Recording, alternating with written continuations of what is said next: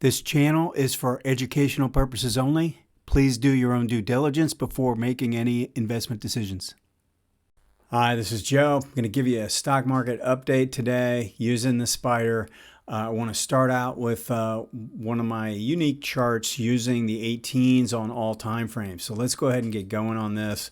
I like to look at this chart because it gives all the 18s. I've got an 18 day, 18 week, 18 month, 18 quarter, and an 18 year. All of those lines overlaid onto this chart. And why do I use the 18? I get that question a lot. You can use a 20 if you want. The reason why I settled on the 18 is because I think the slope of the line seems to it shifts a little bit quicker than the popular 18 MA that's out there. But why do I like that 18 versus a 50 or something like that, or even the 40, which I use as a buddy system to the 18? Well, the reason is after many years of looking at this stuff, that if you draw in enough trend lines, you will notice that the slope and the price of the trend line break, where you're breaking the trend line, is going to be very, very similar to the 18 in a lot of cases. So if you draw in enough trend lines and you look at where it's breaking, it happens a lot. So if I draw in the current trend line here, notice how it overlays right on top of the 18. This is a pretty powerful situation. Now look at this longer term line. It's off a little bit. Actually, if we do it on each of the individual time frames, you can draw in your trend lines and see. So if we just did this, I'm going to go back to that in a minute, but I wanted to point this out, that in a lot of cases when you draw in the trend lines, if I drew in the trend line coming up, that it broke the trend line right when it was breaking the 18. That happens quite often. So and doing that for just a long time, you can see that it adds a lot of value. So the 18 to me is the trend in each time frame. Now, where we are right now is the price has pushed up after testing this low and making this move and then testing the breakout area. We've been moving higher. I'm going to go into the momentum characteristics and what's taking place here.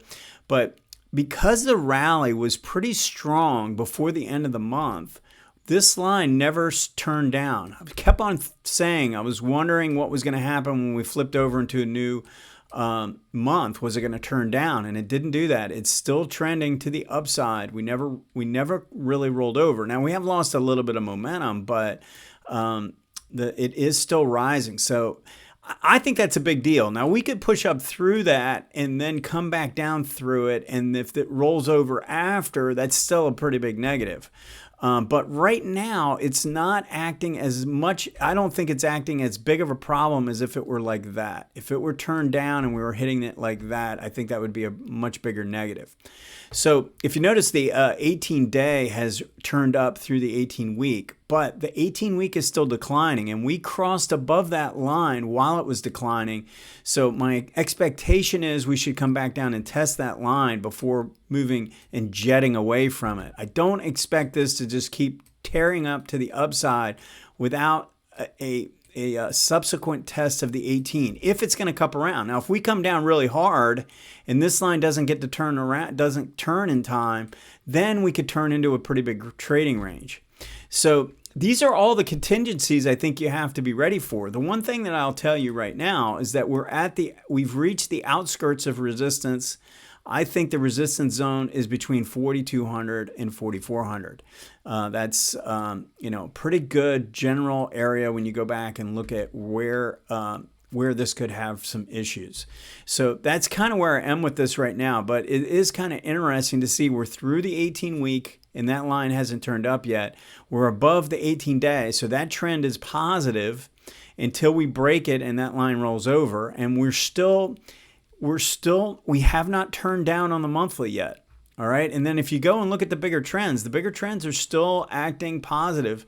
We didn't actually make it all the way down to the quarterly line, which is a little surprising to me. But the reality is that this thing has gotten a pretty good retracement back up.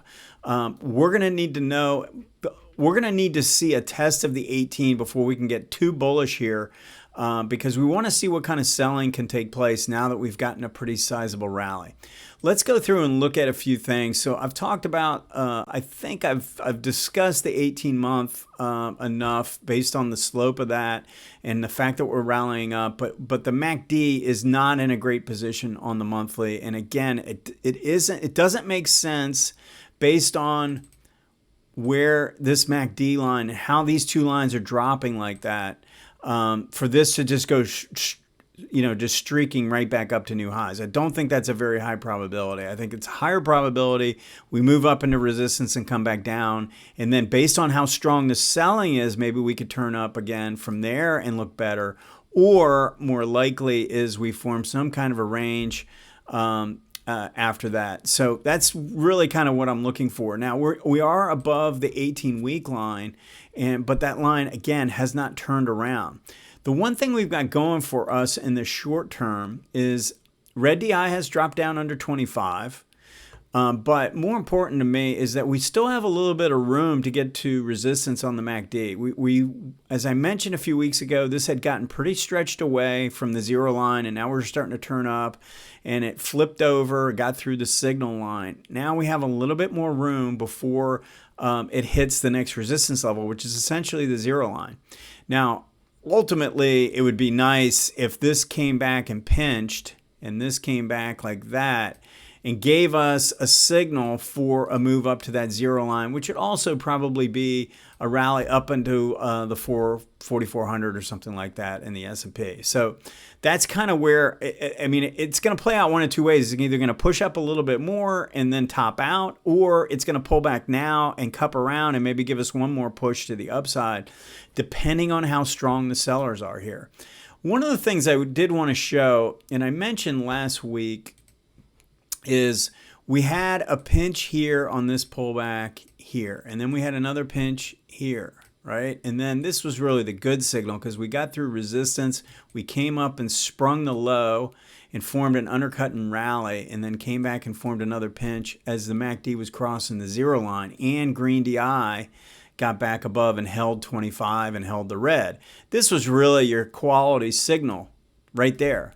And then when I said that we could get another pinch and then push higher again, and the reason is that ADX was crossing above 25. We did actually get a pinch. Let's just look at this daily a little bit more closely. You see how this did pinch in?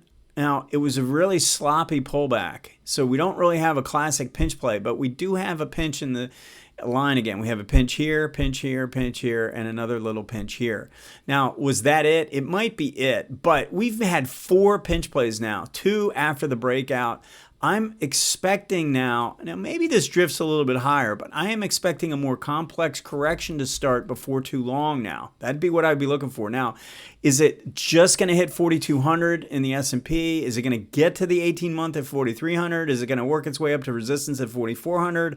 I mean, any of those are possible, but I think we need to be on the lookout for something along those lines now, just based on the fact that we've had 4 pinch play signals, right? And normally you get a couple bull flags after the breakout, and then you expect a more complex correction, and that's sort of what we're in for. So we're getting a little bit closer into this resistance zone that I think it makes sense to expect some kind of a reversal potentially, or at least more of a complex consolidation pattern. Now, here's the one thing that I will tell you right now is this momentum is good and this momentum is good. We have a rising ADX at 31 on the daily, and we have a strong ADX that got a pretty nice peak that, yeah, it's pulling back a little bit in the short term, but we have confirmation of the new move. Now, what I would tell you is we need to be on alert. We need to be on alert for a sign from here. Now that we're trending with pretty good momentum and we've had confirmation on this move, if we move up again and this dies down and has divergence and then breaks down below 25, or on a divergent play where it can't get above 25, that would be pretty serious here. But right now, with a rising ADX on the daily chart, I wouldn't be looking for an imminent really fast reversal. If it's going to reverse on this hourly, it's going to have to break down and rally up and then come down. I think it's going to have to be more complex. Just a simple rollover is not enough in this situation. Because we have an uptrend on the daily chart, we're going to need to reverse that on that time frame. We can't just break a moving average now. We have actually made higher highs and higher lows. We have a trend in place to the upside. So in order to break that, we have to do a 1, 2, 3 coming back down. Okay, so keep that in mind now. Let's not get in too big a rush to start shorting the market. All right, we're in the area where we should be looking to be maybe taking profits on short-term trades and stuff like that.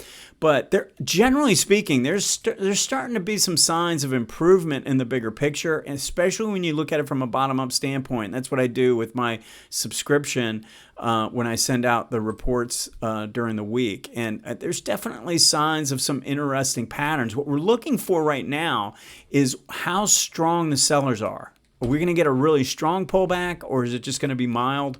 And if it's mild, there's going to be some pretty nice, attractive patterns out there. So anyway, that's the update for the week. Go ahead and post any questions or comments. Thanks.